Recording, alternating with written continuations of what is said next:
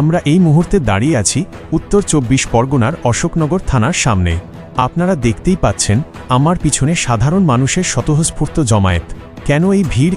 ঘটনার সূত্রপাত হরিণঘাটার বিজেপি বিধায়ক অসীম সরকারের একটি বিতর্কিত মন্তব্যকে কেন্দ্র করে। অভিযোগ উঠেছে তিনি পবিত্র কোরআন শরীফ নিয়ে কুরুচিকর মন্তব্য করেছেন, যা মানুষের ধর্মীয় অনুভূতিতে চরম আঘাত হেনেছে। আর সেই প্রতিবাদের আগুন এবার ছড়িয়ে পড়ল অশোকনগরে।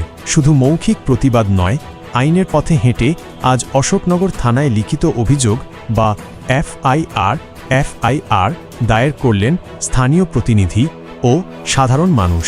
তাদের দাবি একটাই, সাম্প্রদায়িক সম্প্রীতি নষ্ট করার এই প্রচেষ্টাকে কোনোভাবেই বরদাস্ত করা হবে না। চলুন সরাসরি শুনে নিই যারা আজ থানায় অভিযোগ জমা দিলেন তাদের বক্তব্য।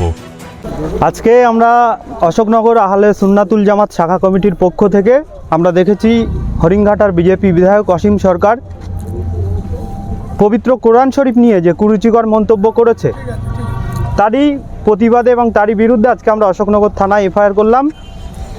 আমরা জানি ভারতবর্ষ একটি গণতান্ত্রিক দেশ, এটা একটি সম্প্রীতির দেশ এবং 2023 ন্যায় সংহিতা বিএনএস 299 যে ধারা আছে সেই ধারার বিরুদ্ধে যায় এটা।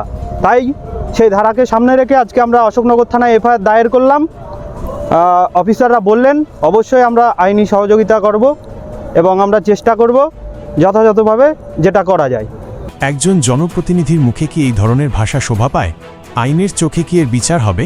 আপনাদের কি মতামত অবশ্যই আমাদের কমেন্ট বক্সে জানান।